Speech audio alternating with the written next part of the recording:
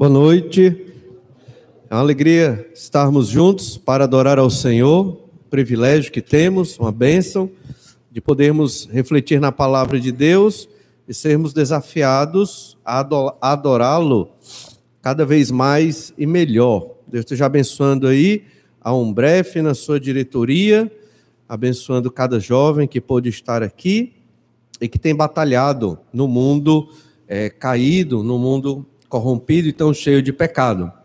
Nós vamos trabalhar hoje esse tema, amando a Deus no mundo.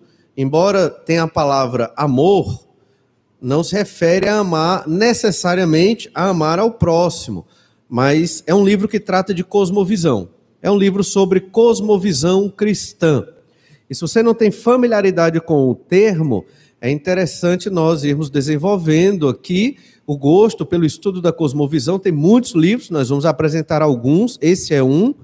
Mas antes de tudo, deixe-me só já fazer uma crítica inicial sobre o livro. Ele diz, amando a Deus no mundo, uma cosmovisão reformada. Não é uma cosmovisão cristã, não é uma cosmovisão bíblica. Então isso é muito importante, porque o reformado não significa que ele é bíblico ou que ele é cristão. Muitas coisas sim, nem tudo é. Então, era muito mais interessante que o livro fosse uma cosmovisão cristã, uma cosmovisão bíblica. Os dispensacionalistas não têm uma cosmovisão dispensacionalista, porque eles querem ser bíblicos e cristãos, certo? Então, isso é para você entender, quando você for ler essa obra, perceber que é uma forma de fazer com que o nome reformado seja igual a bíblico, igual a cristão. Aí você deixa de se chamar cristão, você deixa de pensar na Bíblia, e você pensa o quê? Eu sou reformado. É a moda de hoje, né? Eu sou reformado. Tem, às vezes, chega um jovem aqui, um visitante, e diz assim, pastor, que maravilha, encontrei uma igreja reformada. Opa, nossa igreja, ela é uma igreja cristã. Ela é uma igreja que prega a palavra de Deus. Ela não é uma igreja reformada, certo? Então, isso é importante. Aí os reformados estão em pecado? Não, são os nossos irmãos. Mas eles têm divergências com relação a muitos pontos na Escritura. E não significa que ser reformado é ser igual à vontade de Deus, certo? Então isso é muito importante. Agora, o livro como um todo, é um livro muito interessante, muito bom, né? Quem escreveu, né, o Dr. Heber Campos Júnior, Carlos Campos Júnior, realmente fez muito bem, e ele usou muitos livros que nós usamos também para falar sobre cosmovisão cristã. Mas é importante entender isso, é cosmovisão cristã. Então, o reformado tem essa mania e vamos ficar atentos a isso, porque nós temos que ser cristãos, temos que ser bíblicos e temos que ter uma cosmovisão bíblica e cristã.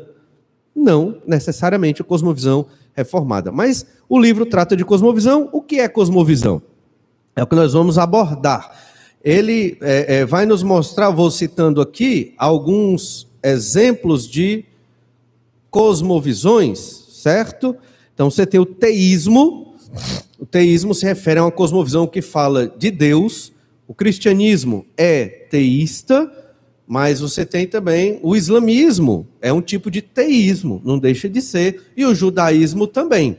Então nem só pelo fato de ser teísta não quer dizer que está correto, mas nós nos enquadramos dentro de uma cosmovisão teísta, porque fala de um Deus. Mas você tem o deísmo, o naturalismo, o niilismo, o existencialismo, o monismo panteísta, de onde vem aí as religiões orientais, a nova era, e também o pós-modernismo. Estas são as cosmovisões principais que nos assolam. E o que vem a ser uma cosmovisão? A cosmovisão é como se fosse o software, na verdade, o sistema operacional na sua mente que faz rodar o software da sua mente que faz você agir. Você talvez nunca ouviu falar sobre cosmovisão, mas você tem uma mescla, uma mistura de vários aspectos, de várias cosmovisões, e é isso que faz você agir. Talvez você acha que não pensa ao agir, mas isso sempre acontece.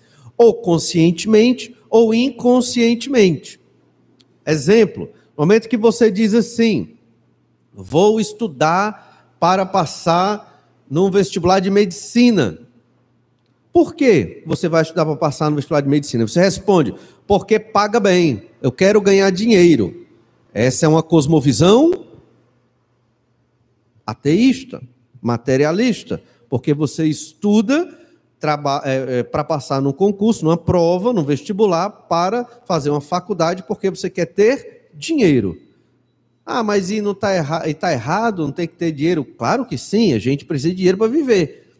Mas a motivação está errada, porque você está buscando somente o recurso financeiro. É por isso que tem muito médico que não faz bem o seu trabalho, porque você tem que ser médico para a glória de Deus.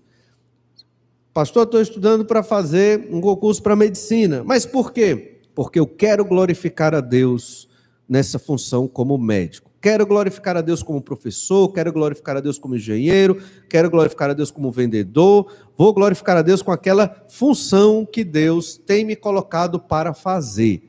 Então, a sua cosmovisão cristã te orienta na perspectiva correta. Então, a prática laboral, ela vai ser a adoração a Deus. Ela não vai ser só um recurso para ganhar dinheiro. Entendem? Também ganha dinheiro, mas o objetivo não é só ter o dinheiro, é a glória de Deus, a adoração ao Senhor, consequentemente, o recurso para a nossa manutenção.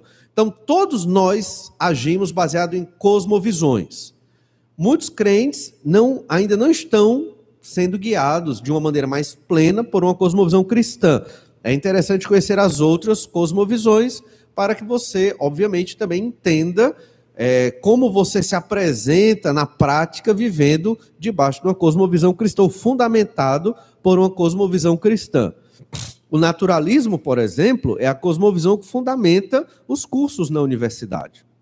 O pressuposto aqui é que o universo ele é fechado para Deus. Não há revelação de Deus, Deus não age sobrenaturalmente na vida das pessoas, logo não há conversão. O que é que existe por naturalismo? A matéria. Só existe a matéria. Então, não existe vida após a morte, não existe eternidade, não existe Deus, só a matéria. Logo, eu vivo baseado no que existe aqui nesse mundo. E o que interessa é o que eu enxergo e é o que eu pego. É o chamado empírico.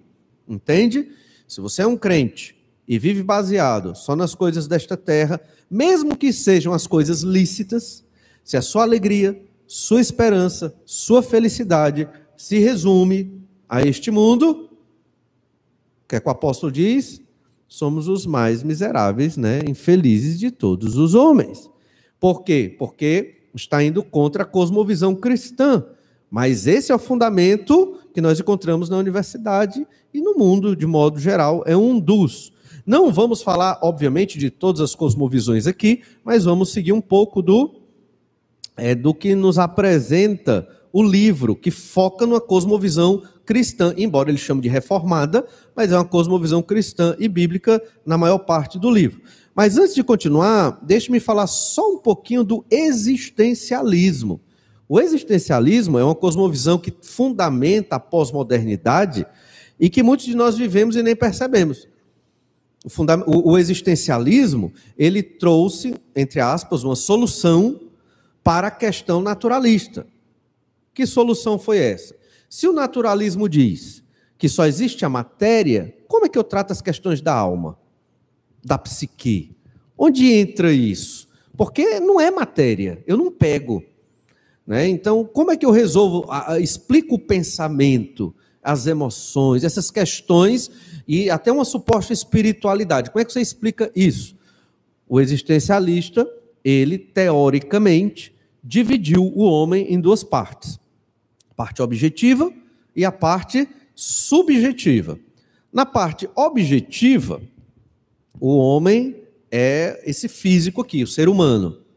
O mundo, fisicamente objetivo, é o que eu vejo, é o que eu pego. Isso é o que o naturalismo diz e eu não nego. Isso é o que o existencialista está dizendo. Só que o homem tem uma parte subjetiva. Na parte objetiva do ser humano, que é a matéria, nada muda. Mas na parte subjetiva, eu sou quem eu quero ser. É o que diz o existencialismo. E no existencialismo, qual é a premissa básica? O que interessa é a experiência, é a emoção. Daí a ideia, não importa o que eu sou, o que importa é a minha existência. Então eu busco as experiências.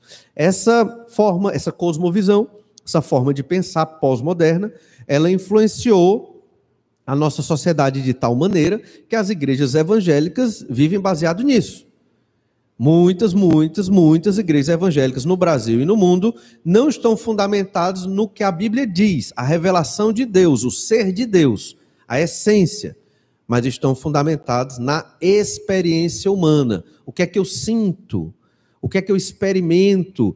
Eu fui para o culto, saí feliz? Esse culto foi bom, fui edificado, porque eu saí feliz. Entende? O culto me agrada, porque aceita do jeito que eu sou, com meus pecados. É um problema, né? Deus, ele nos recebe, sim, arrependidos dos pecados. Mas se não se arrepender e continuar no pecado... Então tem muito disso nas igrejas evangélicas, e isso começa com os teóricos, vai para as universidades, das universidades para as escolas, e as crianças são educadas assim. Vocês, eu, fomos educados nisso. Isso não é novo, isso não é dos anos 2000. Isso aqui é da década de 40, 50, 60 para cá. Entende? Então, é novo no sentido histórico, né? Século XX, mas não tão novo assim, se pensarmos em algo mais imediato. Essas cosmovisões, elas estão aí, mesmo que você não saiba o que é uma cosmovisão ou não tenha conhecimento, é possível que você esteja vivendo em algum aspecto dentro de algum tipo destas cosmovisões e não percebeu ainda, como, por exemplo, na questão do estudo para um possível trabalho.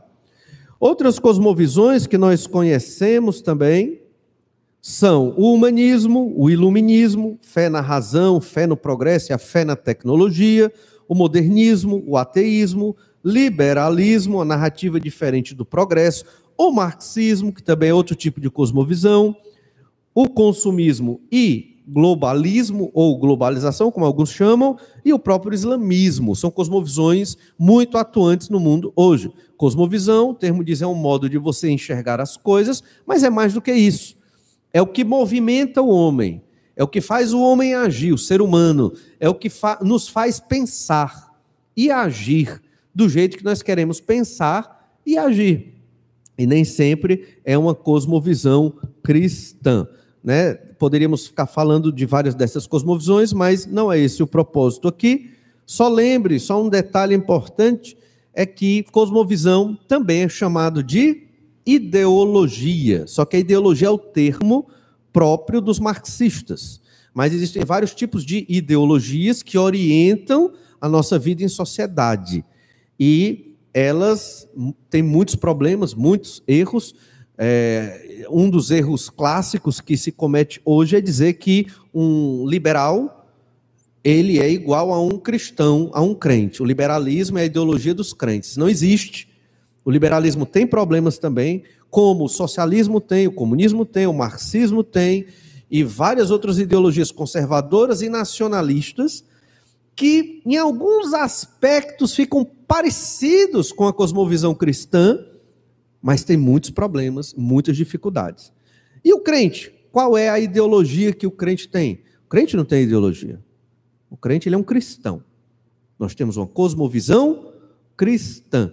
No meio secular, a turma não entende o que é cosmovisão, porque esse termo vem de uma vertente alemã que influencia os estudos, né, mais britânicos, norte-americanos, e nós, na teologia, estudamos muito das obras americanas e britânicas. Logo, a gente cunha cosmovisão, mas é semelhante ao termo ideologia. Mas nós não temos ideologia. Você não precisa se filiar a uma ideologia secular, nem liberal, nem conservadora, nem socialista. Todas têm problemas. Nós temos que ser cristãos.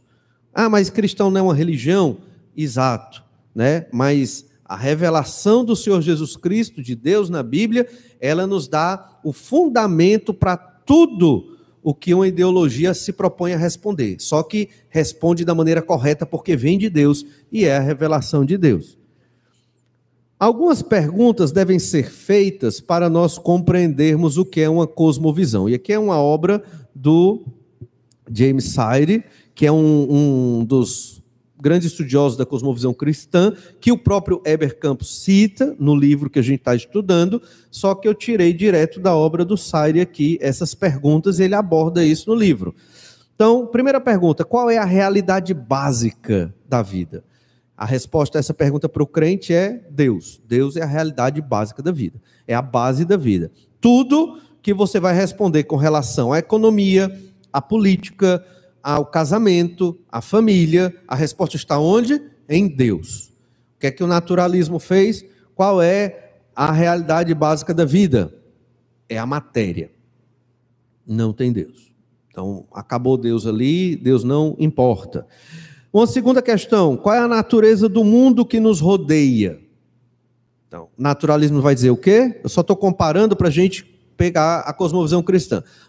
O naturalismo vai dizer que o mundo que nos rodeia é fruto do acaso, certo? De várias repetições, do evolucionismo, e o mundo é isso. Aconteceu o Big Bang, e então, por um acaso, havia uma sopa ali de átomos, e quando veio uma descarga de energia naquela água com os átomos ali, elementos químicos, eles se fundiram e pá, vida. Aquela vida foi evoluindo, bilhares e bilhares de anos, aqui estamos nós. A gente sabe que não foi assim, mas é assim que pensa o naturalista. É óbvio que tem várias teorias, né? Já tem o neodarwinismo e outras mais modernas e sofisticadas, mas frutos do mesmo entendimento, da mesma cosmovisão, filosofia naturalista. Mas como é que o cristão pensa? Qual é a natureza do mundo que nos rodeia? Deus criou o mundo perfeito e sem pecado. Mas por conta do pecado que entrou no mundo, o mundo que nós conhecemos hoje, ele é corrompido, ele é defeituoso, ele é deformado por causa da escolha de pecado do homem. Mas foi criado por Deus e reflete a glória de Deus, apesar de corrompido e deformado. De modo que não encontramos neste mundo, nesta realidade, respostas plenas para as questões da vida. Essas respostas estão em Deus, não estão nesse mundo. Procurar felicidade nesse mundo é plena frustração. Não há plena felicidade aqui, não existe. Eita, que coisa pessimista. E felicidade, onde é que a gente encontra? Em Deus, na comunhão com o Senhor, porque o mundo e nós fomos corrompidos pelo pecado. Aí vem uma segunda pergunta, o que significa ser humano? Obviamente, no naturalismo, o ser humano é fruto da evolução. Você descende de um macaco, um chimpanzé. Tem uma vertente que diz que nós evoluímos do lagarto, e aí vai. Mas, segundo a Escritura, para o cristão, nós somos a imagem e semelhança de Deus. Que pecamos, mas que ainda guardamos a imagem de Deus em nós. E, obviamente, há uma salvação para que nós sejamos redimidos da nossa condição de caídos e de perdidos. Essa salvação é no nome do Senhor Jesus Cristo. Então, toda cosmovisão vai responder essas perguntas, certo? E você deve responder para você mesmo se você pensa dessa forma. Porque se você pensa diferente, obviamente você já não está seguindo a cosmovisão cristã, que é a forma de entender a verdade e a vontade de Deus segundo a palavra revelada. Ainda diz mais, por que é possível chegar a algum conhecimento? Por que nós chegamos a algum conhecimento? O cristão vai dizer que Deus se revelou, se autorrevelou, decidiu manifestar a si mesmo numa revelação objetiva, especial, chamada Bíblia Sagrada, encarnação do Senhor Jesus Cristo. Então, essa é a revelação especial. E Deus, por que quis se auto-revelar e se manifestar? Deus está dizendo que ele gosta de se comunicar. É da natureza e do caráter de Deus se comunicar, se relacionar e estar vivendo em comunidade. Lembre-se, nosso Deus é uno e trino, não é verdade? É o único Deus que se que subsiste, existe na condição do Pai, do Filho e do Espírito Santo, que são três pessoas distintas, mas que possuem a mesma essência da divindade, são Deus desde a eternidade passada até a eternidade futura. Então, essa é a ideia de por que é possível chegar a algum conhecimento, porque Deus, ele quis se relacionar. De que trata a história? O que acontece na morte? Como sabemos o que é certo e o que é errado? Esse último aspecto remete à ética cristã. Mas vamos caminhando, que o nosso tempo é curto. E aqui tem uma definição ampla, né? O Heber Campos cita essa definição no livro, porque é uma das melhores definições sobre cosmovisão cristã, e ela é bem completa, é proposta pelo Sayre, só que no novo livro, que ele publicou exatamente para corrigir algo que da definição passada, ele apresentou um erro, você vê, né? Ele apresentou uma definição de cosmovisão cristã, mas que não estava tão apropriada ao que é uma cosmovisão cristã. Então ele corrigiu. A correção está aqui. Uma cosmovisão é um comprometimento, uma orientação fundamental do coração.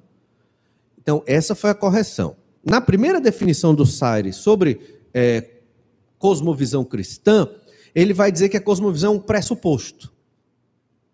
Certo? Um pressuposto remete ao quê? A algo dado, uma verdade dada, que necessariamente não precisa ser provada ou defendida, ela é dada, ela é crida, quer seja no âmbito de uma cosmovisão cristã ou em qualquer outra cosmovisão, é algo dado. Toda cosmovisão implica fé, para você crer no que foi dado, certo? Só que quando você usa essa expressão pressuposto, você está considerando que todo mundo vai seguir o pressuposto. Mas não é isso que acontece na prática. Você tem um crente que tem aspectos de uma cosmovisão deísta. Como é que você entende isso? O que é deísmo? Deísmo é aquela cosmovisão do relojoeiro, que é uma cosmovisão de transição entre o teísmo e o naturalismo, onde diminui a pessoa de Deus. Deus, ele é todo-poderoso, onipotente, onipresente, tudo mais soberano, mas ele não é um Deus tão pessoal quanto o Deus que a Bíblia afirma. O deísta vai pensar assim, é um desequilíbrio entre imanência e transcendência. O que é imanência? É Deus aqui conosco, se relacionando conosco. O que é transcendência? Deus é tão distante de nós que eu não consigo compreender Deus. Por isso que Deus usa metáforas, simbolismos, antropomorfismos na Bíblia, para eu entender Deus, porque Deus, ele é incompreensível. Se Deus fosse se relacionar conosco nas categorias da divindade própria da Trindade, não entenderíamos nada, porque nós somos finitos. Então Deus é transcendente. Quando há um desequilíbrio entre transcendência e imanência, o que é que acontece? Pode acontecer o deísmo. E qual foi o desequilíbrio? O deísta viu Deus mais transcendente e zero imanente. Ou seja, Deus criou tudo, Deus existe. Só que ele deixou o mundo aqui, sendo guiado pelas leis da física, e foi-se embora. Cuidar dos assuntos dele, não interessa então ir atrás de Deus. Percebe? Reduz a pessoalidade de Deus. E quando é que nós nos tornamos um pouco deístas? Quando não oramos. Entende? Você está aí na igreja, trabalhando, ministérios, departamentos e ativismo, ok. E a oração? E o seu relacionamento com Deus? Quantas vezes no dia você para conversar com o Senhor? Não, é pouco, quase nada. Uma vez na semana, não sei. No momento que você não ora e conversa com o Senhor, você está sendo deísta, porque você está achando que não é necessário se relacionar com Deus. Entende? Você está considerando que Deus ele é tão transcendente que não importa se eu oro ou não. E aí você vive nesta prática. Então você está, é um crente, tem uma cosmovisão cristã, mas nesse aspecto você está sendo um pouco deísta. Então, o Sayre vai dizer, não é só uma pressuposição. A cosmovisão não é só uma pressuposição. A cosmovisão é um comprometimento do coração de agir daquela forma. É por isso que na política a turma vai se degladiar. Socialistas contra liberais, conservadores. Por quê? Porque é um comprometimento do coração. A ideologia, a definição de ideologia, diferente da definição de cosmovisão, é um conjunto de crenças sociais compartilhadas por um determinado grupo social. Porque eles não querem admitir que são crenças religiosas, mas são. Então, o socialista, ele é religioso ali, porque ele se compromete no coração. E o foco aqui é o coração. O que é que existe no coração daquela pessoa que faz ela defender com toda a sua força um determinado pensamento que molda o seu comportamento. Então, a cosmovisão não é só um pressuposto que embasa uma teoria. Não. Cosmovisão tem a ver com a prática. Ela que nos impulsiona, nos movimenta a prática da vida diária. É isso que o Sayre corrigiu décadas depois. E ele é especialista na área de cosmovisão. O Heber Campos, por sinal, estudou com um professor que estudou com James Sayre. Ou seja, veja como ele é uma autoridade e erra e reconhece o erro e corrige o erro. É um comprometimento, orientação fundamental do coração, que pode ser expressa como uma história ou um conjunto de pressuposições. Então, pode ser expresso. Veja, a pressuposição vem depois. Tem um comprometimento do coração com aquele entendimento. Depois, esse comprometimento do coração, entenda, coração é a nossa mente, é a nossa alma, né, é o nosso ser. Eu estou comprometido. Não é uma coisa teórica. Tem um aspecto teórico, mas aqui é um comprometimento de viver desta forma. E esse comprometimento se expressa numa narrativa, numa história contada, como se expressa também em pressupostos. Hipóteses que podem ser total ou parcialmente verdadeiras ou totalmente falsas. Ele está falando isso porque ele não está falando uma definição só de cosmovisão cristã. Está falando de uma definição de cosmovisão, todas as cosmovisões, o geral. Por isso tem alguns aspectos de algumas cosmovisões que podem ser parcialmente verdadeiros ou totalmente falsos. Ano que vem vai ser um ano complexo, porque é um ano eleitoral, nós sabemos muito bem disso, e aí cada um vai ter o seu partido e o seu candidato. E a igreja não é o local de nós debatermos isso. A igreja é o local de trabalhar a cosmovisão cristã, de proclamar a glória de Deus, o evangelho do Senhor Jesus Cristo, certo? Mas você, como um ser político, à luz da Bíblia e da verdade da palavra de Deus, você tem que saber julgar o que é de Deus e o que não é de Deus. Então você vai estudar aquela ideologia que fundamenta aquele partido político, aquele candidato. E você vai entender se você concorda com aquela postura. Você não pode votar num candidato porque ele é engraçado, não é? Porque ele é bonito, né? Ah, ele é muito bonito, vou votar nele. Porque ele é esportista, né? Não. Ou porque ele defende algo que é do seu interesse particular, meio egoísta, né? Você tem que entender o que é que fundamenta aquele candidato. Deus aprova ou Deus não aprova? Obviamente não vai ter um candidato em que Deus aprova tudo, é claro. Então a gente vai ter que votar no menos ruim, não é verdade? Então a gente vai eliminando e votar no ano que vem num candidato menos ruim, mas que reflete algo do que se espera da vontade de Deus. Entendendo que a gente não tem candidatos crentes, e talvez se tivesse um candidato crente, ou que se diz evangélico, vou nem dizer crente, mas evangélico, talvez fosse o pior dos candidatos. Espero que vocês entendam essa crítica. Que devemos parcialmente, parcialmente verdadeiras ou totalmente falsas, que devemos consciente ou subconscientemente, consistente ou inconsistentemente, sobre a constituição básica da realidade. Então, às vezes você tem uma cosmovisão consciente, que é o nosso objetivo, às vezes ela é inconsciente. Às vezes você é orientado por uma ideologia que você bebeu no jardim de infância, no ensino fundamental 1 e 2, no ensino médio, na universidade. Você bebeu tanto aquilo, que aquilo incorporou a sua forma de pensar. Inconscientemente você faz aquilo. Por que é que existe pregação, estudo bíblico, escola dominical na igreja? É exatamente para nós retirarmos o que tem de ruim de outras cosmovisões que estão na nossa mente e colocar a cosmovisão cristã.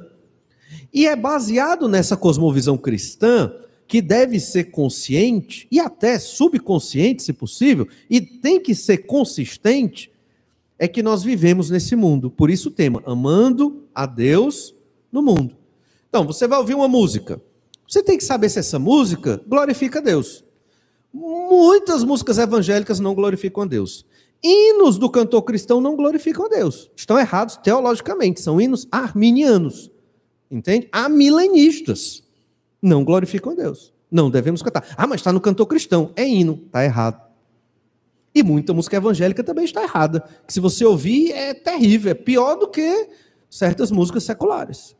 Por outro lado, existem músicas seculares não mundanas que é possível ouvir. Agora, você tem que ver, a partir de uma cosmovisão cristã, se essas músicas são influência da graça comum de Deus, que age no mundo, no meio dos incrédulos, dos ímpios, para que eles produzam algo que glorifica a Deus. Isso acontece? Acontece. Quando um cientista, naturalista, ateu, produz um remédio, uma vacina que salva vidas. Isso não veio de Deus? O que é que vocês acham? É claro, né? É a graça de Deus agindo na vida daquele homem. Ele fez isso para a glória de Deus? A gente toma o remédio. Se você não crê desse jeito, não tome o remédio, porque foi um ímpio que fez. Entende? Não é verdade? Então a gente entende na Bíblia sim. Deus usa, inclusive os ímpios, para realizar a vontade dele. Não é verdade? Óbvio que a gente não vai aceitar coisas que não prestam, música ou arte, ou qualquer coisa do mundo, baseado nesse princípio. Você tem que ter uma cosmovisão bem apurada na sua mente para ter esse entendimento.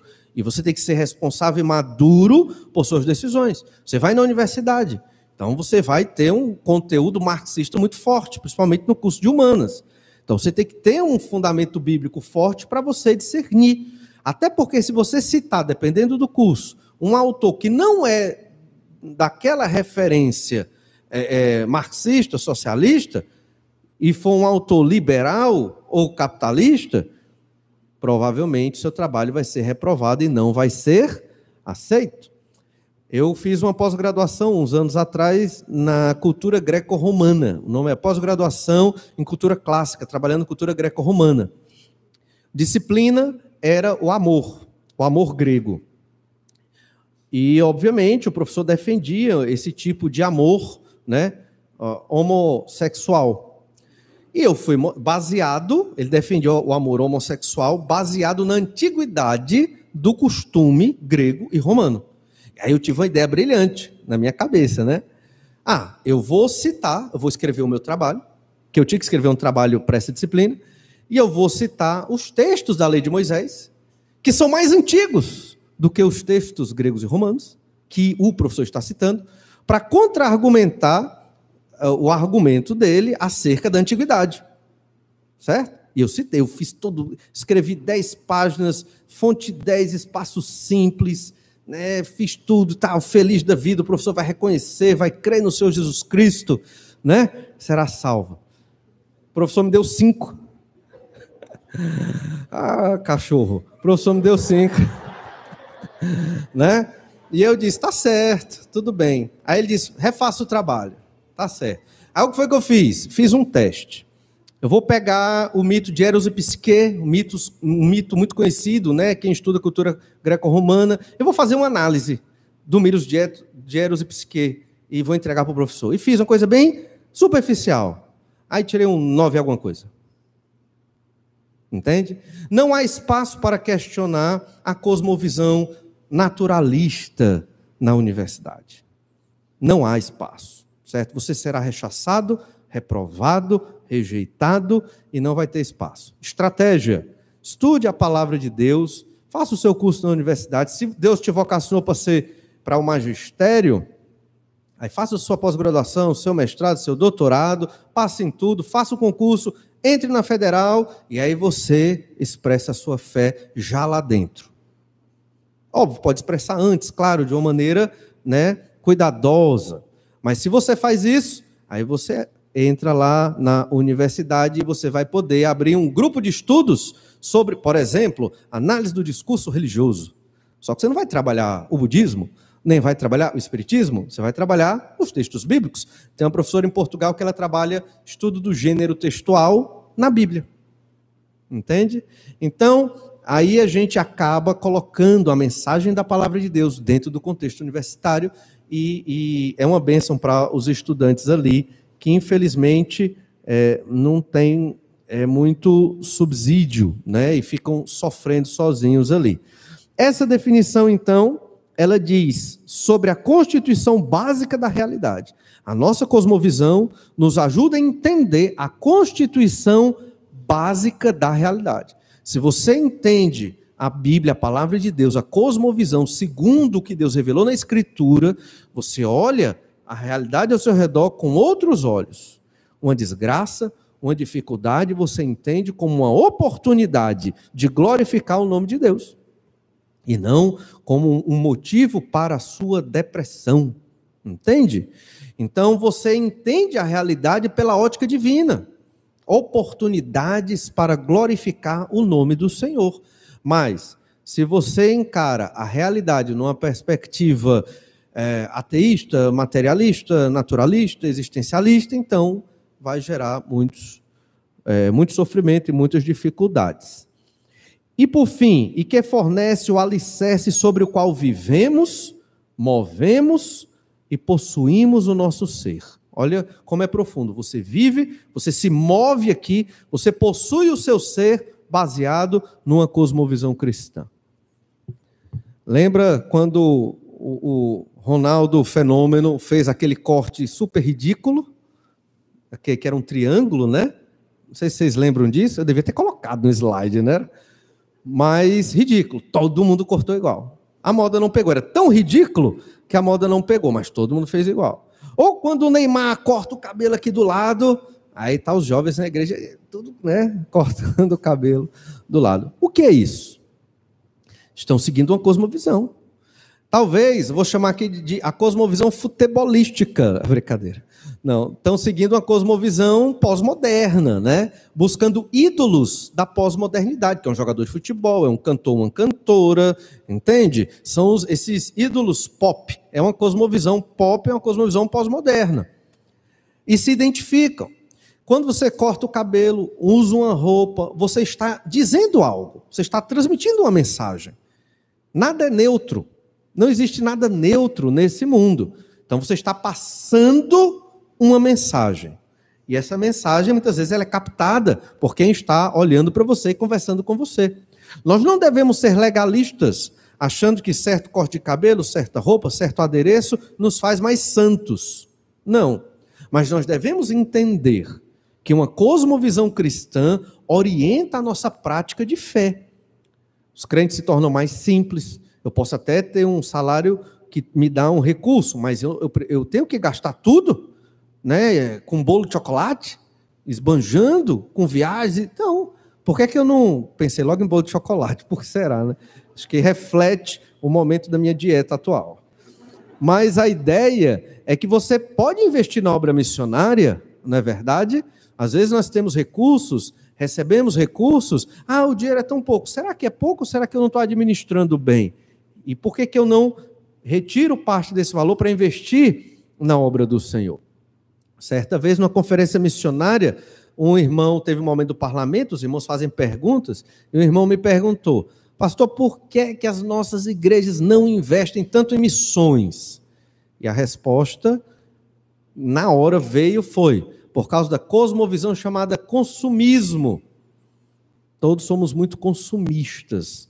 Todos somos ricos e sobejamos riqueza, porque nós temos vários pares de sapato, várias peças de roupa, né, muito de tudo, e às vezes até se estraga. Então, se eu deixasse de comprar certas coisas e vivesse com o que é necessário para a minha subsistência, sobraria dinheiro, teria dinheiro para investir na obra missionária. Então, cosmovisão me orienta na minha vida, no meu mover aqui e até na forma de eu possuir o meu ser, né? como eu me porto, como eu ando, como eu ajo, e por isso eu tenho que ler a Escritura, e a Escritura, a revelação de Deus, vai moldando a minha cosmovisão. Aqui, para quem interessar, são duas obras que nós falamos aqui, do James Sire, o Heber Campos cita muito, chamado Universo ao Lado, e Introdução à Cosmovisão Cristã, que ele também cita, do Gohan e do Bartolomeu. Vocês podem ver também, é muito interessante, é mais amplo no sentido de falar cosmovisões humanistas e tudo mais. Você tem, então, também, Dando Nome ao Elefante, que é a obra em que ele redefine, corrige, é a obra toda para corrigir a definição. Se você interessar, pode observar também. E aqui, a definição do Gohan e do Bartolomeu, cosmovisão é uma enunciação de crenças básicas embutidas em uma grande narrativa compartilhada, as quais estão arraigadas em um compromisso de fé, e dão forma e sentido à totalidade de nossa vida individual e coletiva. O que é essa grande narrativa? Criação, queda, redenção, consumação. 4 etapas da narrativa da humanidade. Narrativa linear. Tem um começo e tem um fim. Certo? Então, essa é a narrativa, é a história da humanidade. O naturalista pensa diferente, obviamente, é hegeliano, e vai pensar em tese, síntese e antítese, que é uma perspectiva circular da história, que, obviamente, se é circular, nunca chega num ponto. Nós vamos chegar num ponto. Nossa esperança é a vida eterna em Cristo Jesus, o novo céu e na nova terra, ressurretos, sem pecado, Pai, Filho e Espírito Santo, habitando aqui neste planeta, também regenerado. Há um fim nessa história e nós teremos uma participação maravilhosa nesse fim. Por quê? Porque o Senhor Jesus Cristo morreu na cruz pelos nossos pecados. E uma definição do Heber Campos, que é o autor do livro. Basicamente, ele tinha que dar a definição dele, obviamente, mas é muito semelhante à dos outros. Cosmovisão é o conjunto de pressupostos e premissas de vida que carregamos em nosso mais íntimo, com um apego tal que esse sistema de crenças norteia todo o nosso engajamento com o mundo, proporcionando a leitura que fazemos da realidade e as bases para nossas ações e reações ao que a realidade nos traz, sem, contudo, deixar de ser moldado por fatores externos que são interiorizados por diferentes processos de apropriação.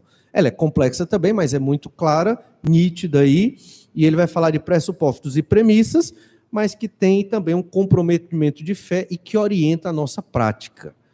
Então, pensando numa cosmovisão teísta, tem até meia-noite hoje, né? Pensando numa o livro é de 500 páginas. Tenho culpa, brincadeira, estamos terminando. Pensando numa cosmovisão teísta, que é o nome técnico para onde está o cristianismo, a realidade básica é Deus, é um Deus infinito, pessoal, trino, transcendente, imanente, onisciente, soberano e bom. Então, dentro de uma cosmovisão dessa, se Deus é bom e eu estou com uma doença terrível, não é porque Deus é mau, eu vou seguir a cosmovisão, que é bíblica, obviamente, é a forma de pensar da Bíblia. Então, por que eu estou com essa enfermidade? Deus tem um propósito para a glória dele e para o meu bem também, que eu não entendo e não enxergo, porque sou limitado, mas pela fé entendo que Deus jamais vai permitir que algo de mal aconteça comigo, mesmo que uma doença me acometa. Significa que até uma doença, até uma dificuldade, é bênção de Deus, e é assim que nós devemos enxergar. Isso vai totalmente contra a teologia da prosperidade, né? Ordem física. Deus criou o cosmos ex nihilo para operar com a uniformidade de causa e efeito em um sistema aberto. Aberto por quê? Porque Deus age no universo. Deus criou todas as coisas do nada. Deus é todo poderoso para fazer isso. É Deus quem sustenta. Eu posso ficar tranquilo, porque a Terra não vai sair do seu eixo, porque é Deus que sustenta. Se a Terra, o planeta, não vai sair do seu eixo, se saísse, ou nós morreríamos queimados, ou nós morreríamos congelados. Eu vou ficar preocupado com as situações da vida, com o que vai acontecer amanhã, com uma prova, com um problema. Ah, o namorado terminou, a namorada terminou, já estou abalado, depressão, síndrome do pânico. Né? Isso não está condizente com a cosmovisão cristã, não é verdade? Deus é soberano, Ele cuida de tudo, eu posso descansar, orar, me entregar nas mãos de Deus. Ficamos nervosos, preocupados, ansiosos? Ficamos, mas porque somos pecadores. Não deveríamos ficar, porque temos toda a segurança do Senhor nosso Deus. Ainda sobre a ontologia, o que é o ser humano? Os seres humanos são criados à imagem de Deus e, portanto, possuem personalidade, autotranscendência, inteligência, moralidade, senso gregário, criatividade. Então, o ser humano não se originou do macaco, nem do lagarto. Tem uma coisa boa do lagarto que nós deveríamos ter pegado, é a regeneração, né, da cauda. A gente não tem cauda, mas perdi uma mão, regenerou a mão, seria legal. Mas Deus não quis assim, vamos ficar por aqui mesmo. Eu ia dizer que viagem, né? Ou antes do pecado regenerava. Não, mas não podemos dizer isso. Epistemologia, sobre o conhecimento. Os seres humanos podem conhecer tanto o mundo que os cerca quanto o próprio Deus, porque Ele colocou neles essa capacidade e porque Ele desempenha um papel ativo na comunicação com eles. Deus é um Deus de comunicação, de relacionamento, e é por isso que nós podemos conhecer o mundo ao nosso redor e, obviamente, conhecer o Senhor nosso Deus. Tem a filosofia da história. Os seres humanos foram criados bons, sem pecado, porém, devido à queda, a imagem de Deus tornou-se desfigurada, embora não tão destruída, de modo a não ser mais passível de restauração. Isso não compromete a doutrina da depravação total. Isso só quer dizer, segundo James Sire, que é possível restaurar, não pelo próprio homem, claro, mas pelo Senhor Jesus Cristo. Através da obra de Cristo, Deus redimiu a humanidade e começou o processo de restaurar as pessoas à bondade, muito embora qualquer pessoa possa escolher rejeitar essa redenção. Entenda. E a chamada eficaz, né? Ninguém pode rejeitar o chamado de Deus para a salvação, mas aqueles que não foram escolhidos para a salvação, eles rejeitam. Entendem? É isso que está sendo dito aqui, porque pode dar uma interpretação ambígua, entende? Então, a pessoa ouve o evangelho e rejeita o evangelho. Por que ela rejeitou? Como pode? É porque Deus não agiu eficazmente, o Espírito Santo não agiu eficazmente para transformar aquele coração. Se o Espírito não agir, não há conversão, porque não há nada de bom no homem que faça com que ele creia no Senhor Jesus Cristo. Tem que ser algo externo, tem que ser de fora do ser humano, tem que ser direto do Espírito Santo de Deus. Muito bem, cosmovisão, e aqui tem muitas implicações. A morte. Para cada ser humano, a morte representa tanto o portão para a vida com Deus e seu povo, quanto o portão para a separação eterna da única coisa que pode satisfazer as aspirações humanas definitivamente. Essa única coisa é Deus. Então, a morte ou é estar com Deus ou longe de Deus no inferno. E a ética é transcendente, alicerçada, tá certo, no caráter de Deus como bom, santo e amoroso. A ética secular faz uma separação entre o que é moral, né, e o que são propriamente os costumes éticos. Então, você pode ser ético e ser imoral, numa perspectiva secular. Por isso se questiona, um presidente da República, quando eu votar nele, eu tenho que pensar no aspecto ético sem moral, ou no aspecto ético e moral, entende? Então, muitos no Brasil votam, não pensam no aspecto moral do presidente, entende? Não importa quem vai ser o presidente, não estou falando de nenhum, estou dizendo que quando você for observar e votar numa pessoa, é importante você entender. É um adúltero, esse presidente? Ele é um abortista? Ele é a favor de uma eugenia? Ele é um presidente imoral na sua prática pessoal? E o que é que isso tem a ver? Para nós cristãos tem. Porque o padrão ético é diretamente ligado a Deus. A nossa ética vem de Deus, entende? Nós temos que ser santos porque Deus é santo. Então, a nossa ética reflete a pessoa de Deus. Então, a moral está relacionada. Eu não posso desvincular moral de ética, entendem? Então, isso tem a ver com o líder que eu quero para a minha nação. Isso tem a ver com um professor que está dando aula. Está lá o professor dando aula. Ele não pode ser um pedófilo. Né? Ele, em algumas partes da Europa já pode, né? Mas não pode. Ele não pode ser uma pessoa moralmente desprezada ali, no sentido pecadora e contra a vontade do Senhor. Algumas considerações bíblicas sobre cosmovisão. Não vamos observar tudo, mas Atos 17, o discurso de Paulo lá em Atenas, fantástico sobre a cosmovisão cristã, como Paulo ele vai ter um ponto de contato, mas depois ele vai desmontar a cosmovisão dos gregos ali. Também a cosmovisão, todo pensamento submisso a Cristo. Vamos ler esse versículo, 2 Coríntios 10, 4 e 5. Testemunhas e a narrativa bíblica, Atos 1, 8. Ser testemunha significa apresentar narrativa bíblica para as pessoas, para os perdidos. Múltiplas cosmovisões, e tem muitas ao nosso redor. E devemos viver de modo coerente com a cosmovisão, texto de Efésios 5, do 6 ao 12, que é uma exortação do apóstolo ao povo que vivia de modo incoerente à sua cosmovisão. No meio desse versículo, Efésios 5, do 6 ao 12, na verdade, um pouco depois tem Efésios 5, 18, que quer dizer o quê? Não? Não vos embriagueis com o vinho, mas enchei-vos do... Todo mundo se liga na ideia. Ó, eu posso beber, não posso me embriagar. Mas o versículo não está falando disso somente. O versículo está falando de quê? Cosmovisão. Se encher do vinho, cosmovisão de Baco e Dionísio. Me encher do espírito, cosmovisão cristã. Então, a ideia do se embriagar com vinho é ser controlado pela idolatria e adoração a Baco, que envolve as orgias, os pecados de ordem sexual e imoralidade e tal. Cheio do Espírito Santo, cosmovisão cristã, eu não vou viver nesse tipo de imoralidade. Então, há alguns textos aqui, pensava que a gente não ia ler a Bíblia, né? Eita, o pastor vai falar e não vai ler a Bíblia. Agora isso foi a introdução. Agora que vem a Bíblia. João 17, 18. Deixa eu ver aqui. Tá aceitável. João 17, 18. Assim como tu me enviastes ao mundo, também eu os enviei ao mundo. Então, Jesus nos envia ao mundo, amando a Deus no mundo. Nós não devemos sair do mundo, ficar numa bolha, que é o perigo das igrejas conservadoras e fundamentalistas, como as nossas. É vivermos numa bolha de santidade e não querermos enfrentar as trevas do mundo.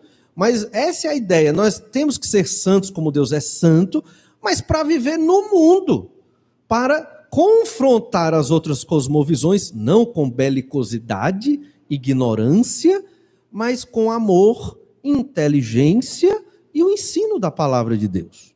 Então, lembre-se disso. E você tem 2 Coríntios 10, verso 4, porque as armas da nossa milícia não são carnais, e sim poderosas em Deus. Olha que fantástico. A arma não é carnal, não é brigar. Eu voto no fulano, voto no cicrano, eu vou matar o irmão que tem outra cosmovisão, ideologia. Isso vai acontecer na sua igreja, não, isso vai acontecer na nossa igreja. Então a gente tem que estar preparado, não é o irmão que eu tenho que brigar, eu tenho que apresentar uma cosmovisão cristã e que Deus ilumine para que ele entenda como ele deve proceder. Então, são poderosas em Deus para destruir fortalezas, anulando nós sofismas. É a ideia de que o pensamento de Deus, a mente de Cristo, a cosmovisão cristã, ela entranha na nossa mente de modo que tudo que nós venhamos a fazer vai refletir o que Deus quer. Não plenamente porque a gente é pecador. Mas você vai assistir um filme, começa a assistir um filme, não, pensei que era uma coisa, é outra, quero não. Deixou. Porque você entendeu que esse filme não agrada ao Senhor, rejeitou. Vou ouvir uma música secular. Não, essa música aqui não dá. Não, aquela ali também não. No fim das contas, tem pouca música para ouvir mesmo. Mas a gente vai garimpar, né? Vai garimpar. Talvez música sem letra, né? Já ajuda mais, claro. Mas grandes músicas belíssimas compostas aí, né? Foram por gênios musicais completamente imorais. Não é verdade? Né? Entendeu? Vamos deixar de ouvir essa música? Que foi bem composta, nos padrões e tal. Não, a gente escuta. Até porque a gente nem sabe, né? Às vezes nem sabe quem compôs e tudo. Mas isso, irmãos, evita com que nós caiamos no legalismo e caiamos na libertinagem, que são os extremos. Ou eu sou um crente legalista, ou eu sou um crente libertino. Entende? Então, por exemplo, pensando no namoro, crente legalista. Olha, a gente só anda 1 metro de distância, para onde a gente for, os dois andando assim, ó. Vão pegar um ônibus, senta noutra cadeira, é o crente legalista. Né? Crente libertino, né? Aí é um agarrado no outro o tempo todo, né? Aquela coisa, esfregação. Crente libertino, equilibrado, pega na mão, né? Evita certos contatos. Isso tem a ver com cosmovisão cristã, sabia? Evita certos contatos físicos para não acelerar um processo. Anulando sofismas. Então, anular sofisma é tirar os pensamentos. É óbvio que tem uma explicação mais profunda dentro do contexto de Paulo, mas para a nossa realidade agora é para retirar os pensamentos que não agradam a Deus, os pressupostos que não adoram ao Senhor. Verso 5. E toda altivez que se levante contra o conhecimento de Deus. Vamos retirar toda altivez, qualquer conhecimento que é contra Deus. Todo conhecimento contra Deus, eu não quero. Está fora. Eu rejeito. Isso é viver dentro de uma cosmovisão cristã.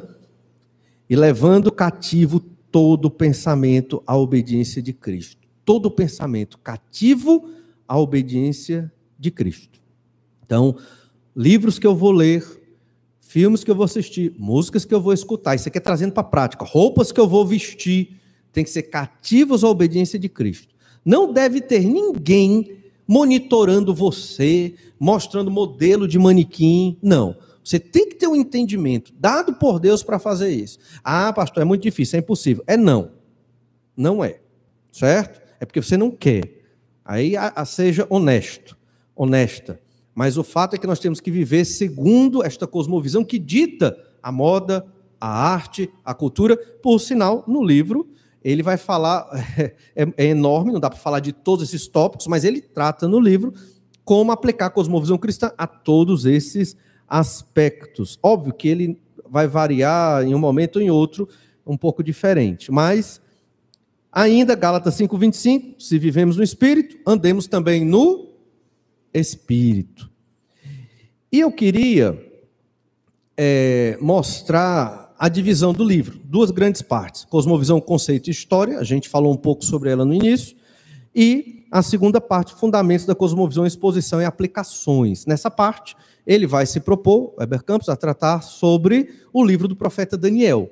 E ele vai aplicar questões de cosmovisão cristã ao livro do profeta Daniel. Na verdade, ele vai usar o profeta Daniel como um modelo, né, de cosmovisão cristã. E aí é complexo, porque não havia cristianismo, digamos assim, Cristo nos termos do Novo Testamento na época de Daniel.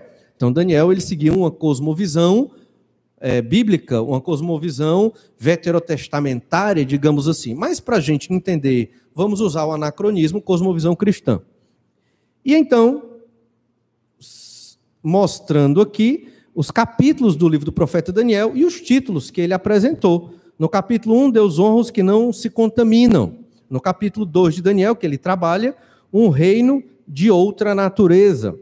No capítulo 3, para vencer o mundanismo. No 4, a grandeza de Deus para os que são humilhados. No 5, olhos no eterno. No 6, Deus nos protege do maligno. Do 7 ao 12, vislumbres do fim. Vamos ver se vocês lembram um pouco do livro do profeta Daniel. Daniel 1 trata sobre... Quem lembra? Não? Ler o livro não? Nem o de Daniel? Nada? Tudo bem. Alguém falou. Cativeiro? Ok. Daniel não se contamina com as iguarias do rei, vem do cativeiro e se mantém santo obedecendo Levítico 11. Certo? Daniel 2. Nabucodonosor tem um sonho dado por Deus a um incrédulo idólatra. Ninguém consegue interpretar, somente Daniel, que recebeu esse dom do Senhor. E esse sonho fala de quê? De um reino que vai ser maior do que todos os reinos idólatras da humanidade. Um reino de outra natureza, que é aquela rocha cortada não por mão humana, que é jogada nos pés da estátua no sonho de Nabucodonosor. Rebelde, Nabucodonosor faz uma estátua, provavelmente dele mesmo, ou de uma divindade babilônica, como Marduk, toda de ouro, porque lembra no sonho de Nabucodonosor era a cabeça de ouro. O que é que ele está dizendo? Não vão ter outros reinos, nem vai ter esse reino de outra natureza. Vai ter só o reino babilônico por toda a eternidade. Ele faz uma estátua toda de ouro para vencer o mundanismo. E os 3 amigos de Daniel, Sadraque, Mesaque e Abednego, eles não se prostram a essa estátua. No capítulo 4, trata da história de Nabucodonosor, que sim, se tornou extremamente soberbo, não deu glórias a Deus. Mas como assim? Ele nunca creu em Deus, ele sempre foi idólatra. Todas as pessoas do planeta têm que dar glórias a Deus, não é só os crentes. A Bíblia, ela foi escrita para todos os habitantes do planeta, os 7,5 bilhões de pessoas no planeta. E quem não dá glórias a Deus e submete à verdade, se submete à vontade da verdade da palavra de Deus, está indo contra o Senhor, contra a cosmovisão cristã, contra a vontade de Deus. Nabucodonosor foi um destes. Não deu glórias a Deus, pastou como um boi por 7 anos, depois ele recobra a sanidade, louva e glorifica ao Senhor. Entendo eu que ele creu ali no Senhor nosso Deus, a grandeza de Deus para os que são humilhados, e Deus o humilhou ali porque o amou e o salvou. Daniel 5, olhos no eterno aqui, e aqui é falando de Belsazar, neto de Nabucodonosor, que era regente naquele momento, e que perdeu o reino. Por quê? Principalmente, especificamente no capítulo, porque ele usou os utensílios de adoração no templo a Deus, lá em Jerusalém, que foram trazidos por Nabucodonosor. Ele usou em idolatria e orgias, uma festa. E naquela festa, Ciro o Grande invade a Babilônia e toma o reino dele. Deus deu a Ciro. E a Babilônia cai. Daniel 6, Deus nos protege do maligno. E aqui Daniel já estava com mais de 80 anos em Daniel 6. Daniel 1, ele estava com, capítulo 1, ele estava com cerca de 15 anos de idade. Daniel capítulo 6, ele está com mais de 80, talvez 90 anos de idade. Daniel 6, cronologicamente, é para ser o último capítulo do livro. Cronologicamente, mas é porque a segunda parte do livro de Daniel, do 7 ao 12, é mais temática. Tem uma cronologia, mas ela é mais temática do que cronológica. Então, quando Daniel é jogado ali na cova dos leões, sob o rei Dario, que na verdade é um governante da Babilônia, debaixo de Ciro o Grande, que é o imperador do Império Medo-Persa naquele período ali. O fato é que Daniel foi parar na cova dos leões. Por quê? Por quê?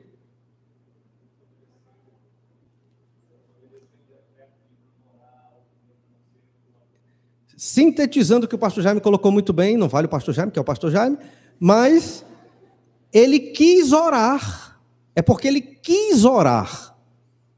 Ele quis orar nos 30 dias que era dedicado a Dario, porque Dario se sentiu Deus ali, né? Com a bajulação dos outros sátrapas.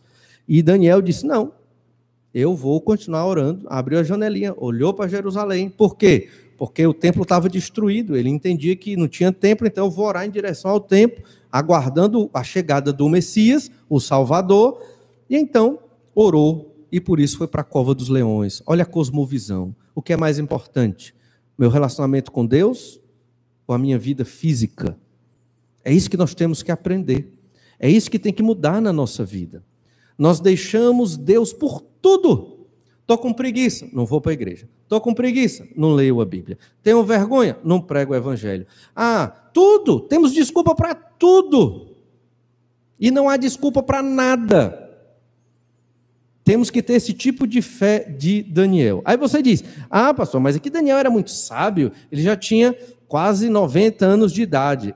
Pois vamos ver Daniel com seus 15 anos. Mas antes, aqui são os temas que ele trabalha nos vários capítulos junto com a exposição do livro do profeta Daniel. Ele fala de cosmovisão e ciência, cosmovisão e política, cosmovisão e arte, cosmovisão e educação, cosmovisão e ética, trabalho e missão.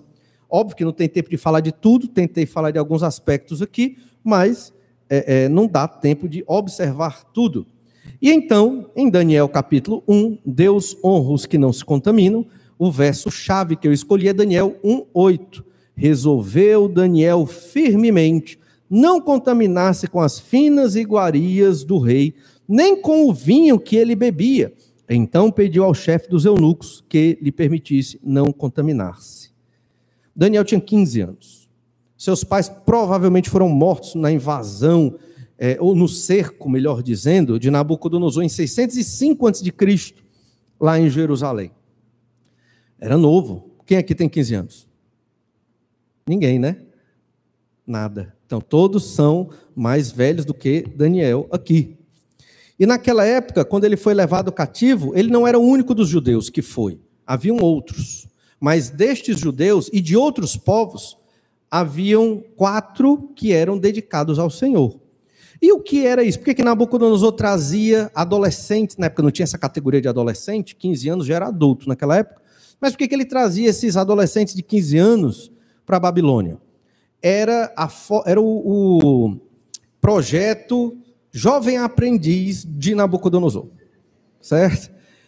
Nabucodonosor ele estava dominando o mundo, várias províncias ali, e ao dominar essas províncias, algumas delas entravam em rebelião.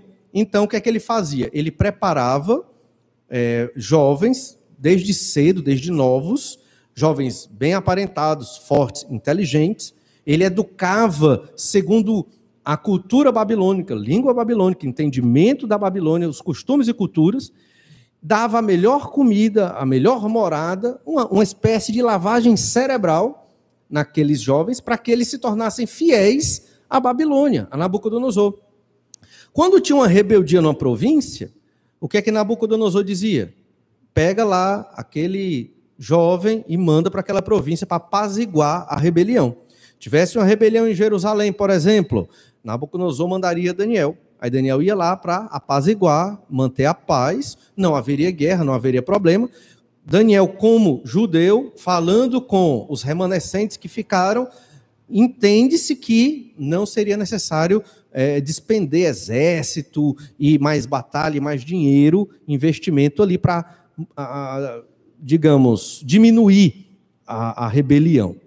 Então, esse era o projeto e era assim que Nabucodonosor fazia. Eles eram treinados por 3 anos e era uma ordem, uma regra, ele comer a comida do rei. Óbvio, era a determinação de Nabucodonosor. Não quer dizer que ele comia a sobra do prato de Nabucodonosor, certo? Mas é que era um banquete, era uma mesa enorme, Nabucodonosor comia a parte dele e o resto vinha para Daniel. E não só para Daniel, vários outros jovens ali. Mas nós sabemos que, segundo a lei de Deus, Levítico capítulo 11, os judeus, os crentes israelitas, não deveriam comer certo tipo de comida, porque tem toda uma lógica de santidade e de saúde ali, a gente não vai entrar nisso agora, e se comesse, quebraria a lei, era uma desobediência para com Deus. Como também não podia comer carne com sangue, né? Carne sufocada e tudo, então havia uma série de legislação sobre isso. A comida babilônica era oferecida aos ídolos e também não correspondia às exigências da lei. Daniel, o que é que ele fez? Resolveu firmemente não contaminar-se. A nossa tradução aqui, ela encobre uma palavra muito importante. A palavra firmemente é uma expressão hebraica que significa comprometer-se com o coração. E tem a palavra hebraica, lev lá, né? Não é lev lá, é lev lá no texto, certo? Tá a palavra para coração, se comprometer com o coração. Então, Daniel, ele não só foi firme no sentido de intenção ou no sentido de um comportamento até talvez legalista. Não, foi o coração, foi algo do coração. A cosmovisão, lembra? Cosmovisão é um comprometimento do coração. Quando é do coração, que envolve a mente, as emoções e a vontade, nós fazemos. Vou para a igreja hoje não, estou cansado. É um comprometimento do coração? Preciso de dinheiro, vou trabalhar. Ah, consegui um emprego, tem que chegar lá 7 da manhã e sair 7 da noite. Oh, beleza, vou. Não se atrasa. Não falta um dia, até doente vai com medo de perder o emprego. É um comprometimento do coração? É um comprometimento do coração. Entende a diferença? Por que para o trabalho secular, que eu preciso do dinheiro, eu não me atraso, eu não falto, e eu estou lá, e na obra do Senhor, no culto a Deus, eu me atraso, eu chego a hora que eu quero. Não quero que a gente seja legalista, mas é o comprometimento do coração. No caso de Daniel, o comprometimento do coração dele era: não vou me contaminar com esse alimento. Por quê? Porque Deus não quer, está na lei de Moisés, velha aliança, eles tinham que guardar esse costume. nova aliança, não precisa mais guardar Levítico 11, mas velha aliança precisa. Então ele se comprometeu no coração. Daniel perdeu os pais. Daniel estava sozinho na Babilônia. Se ele comesse isso aqui, quem ia ver? Ninguém. Quem ia recriminar? Os pais dele não estavam lá. Os sacerdotes não estavam lá. Era só jovem. E outros jovens judeus provavelmente comeram. Hoje não é a mesma coisa? E se eu pecar aqui? Ninguém está vendo, ninguém está olhando. Qual é o problema? Não é verdade? Daniel, ele se comprometeu no coração, não precisava de vigia, porque a cosmovisão dele estava equiparada com a lei de Moisés, que é a base da nossa cosmovisão cristã, do Novo Testamento. Resultado, ele não se contaminou. E ele falou com o chefe dos eunucos para não comer. O que é que o chefe dos eunucos disse? Eu não posso. Você tem que comer, eu não posso fazer isso, senão eu vou me prejudicar aqui e não vai dar certo. Aí Daniel podia pensar como? Senhor, eu tentei, o Senhor é prova. Eu fui lá, conversei com o chefe dos eunucos e tentei. Mas ele disse que eu tenho que comer, o que é que eu vou fazer? Se eu não comer, eu vou morrer. Isso é Daniel falando com o Senhor, que eu estou parafraseando. Mas Daniel não desistiu. Obviamente ele buscou ao Senhor em oração, e o que é que ele fez? Eu vou falar com o chefe da cozinha e vou propor um negócio para ele. Veja, comprometimento do coração, ele não desistiu, porque ele estava comprometido em obedecer a Deus. Entende? A gente, qualquer coisinha desobedece o Senhor. Eu tentei, mas o ônibus não passou, desisti. Vá a pé. Brincando. Se for muito longe não dá. Pede carona, não, é perigoso. Né? Acorde cedo, vá cedo, né? Durma na casa do irmão, tem muitas possibilidades. Fui numa igreja em Salvador, sabe o que os jovens de lá faziam? Porque moravam muito longe da igreja, eles colocaram a mocidade domingo à tarde. Eles vinham para a escola dominical, ficavam para a mocidade, ficavam para o culto à noite, só voltavam à noite para casa. A mocidade à tarde lá. Eles criaram uma forma de não faltar a programação da mocidade, porque não dava para vir sábado, porque era muito distante. A gente tem que usar a cabeça para essas coisas. A gente não usa para outras coisas, que nem muitas vezes estão diretamente relacionadas com o Senhor. E por que com as coisas de Deus nós não usamos? Então vamos usar a cabeça, somos todos muito inteligentes. Daniel propôs ao cozinheiro mor ali, dizendo, olha, faça um teste. Deixe eu e meus amigos nos alimentarmos 10 dias aqui só de legumes e água. E se nós ficarmos mais fortes do que os outros, ou bem fortes e nutridos, aí você nos permite manter a dieta. E o cozinheiro disse, eu vou fazer um teste. 10 dias não mata ninguém, não vão descobrir. E eu estava até dando aula sobre isso, certa vez, aí um aluno perguntou assim, um aluno pastor. Mas pastor, eu tenho uma dúvida. Não tinha fofoqueiro na Babilônia? Não tinha dedo duro, ninguém entregou esse cozinheiro mor. Eu disse, eu não sei. Aí eu fui ler e tentar pesquisar por que ninguém entregou, né? E provavelmente, não tem, óbvio, não está na revelação, mas provavelmente Daniel, ele era amoroso, ele era cativante, ele conquistava as pessoas pela amizade, entende? Ele ia criando relacionamentos e laços de amizade. E certamente ele fez com o cozinheiro, de alguma forma. E o cozinheiro se condoeu dele e permitiu. E então Deus o abençoou e ele prosperou ali no reinado da Babilônia. Até quando? Daniel 1, 21, no primeiro capítulo do livro. Último versículo do capítulo 1. Daniel continuou até o primeiro ano do rei Ciro. Ou seja, isso aqui já era o final do cativeiro babilônico. Lá por volta de 538 antes de Cristo. Então Daniel passou todo o cativeiro babilônico já no período medo-persa e Deus o preservou ali para que ele testemunhasse da glória de Deus aos perdidos. 15 anos de idade, Daniel lutando para obedecer a Deus. 86, quase 90 anos de idade, Daniel lutando para obedecer ao Senhor. Uma cosmovisão cristã é um comprometimento do coração para obedecer a palavra e a verdade de Deus. Não há desculpa. Quando nós queremos, nós vamos atrás, batalhamos, nos esforçamos. Você se esforça para conhecer a palavra de Deus, para ter um relacionamento de oração, de comunhão com o Senhor, seu Deus. Você se esforça, além das suas forças, muitas vezes, para ser um servo na igreja do Senhor Jesus Cristo, para levar o evangelho aos perdidos na universidade, no seu trabalho durante a semana. Porque se você faz assim, é porque você entende o que é essa cosmovisão cristã e ela está, obviamente, transformando sua forma de pensar, desde o dia do seu novo nascimento até ao dia de hoje. Mas se você não vive assim, arrependa-se do seu pecado. Nós não podemos ter uma fé simplória, um comprometimento raso, ínfimo. Nós temos que ser profundamente comprometidos com o Senhor nosso Deus, com a palavra dele e com a sua obra. Vamos orar? Pedir que o Senhor nos abençoe. Te agradecemos, Pai, pela tua graça e misericórdia, pelo teu amor para conosco. Capacita-nos a sermos completamente guiados pela cosmovisão cristã, nome técnico que nos estudos nós damos para a tua palavra revelada. Senhor Deus, capacita-nos a enxergar o mundo através da mente do Senhor, como expresso na Bíblia Sagrada. Capacita-nos a termos um comprometimento contigo, não com os homens, mas contigo em primeiro lugar, comprometimento de obediência, de busca, de santidade, ao ponto, ó Pai, que a fé que nós apresentamos, que é pela tua graça, que é porque o Senhor nos sustenta, seja vista pelos pecadores, pelos filhos das trevas, e eles observem a glória do teu nome através de nós, pela tua graça e pela tua misericórdia. Abençoa cada jovem aqui, certamente tem suas lutas e batalhas e sofrimentos.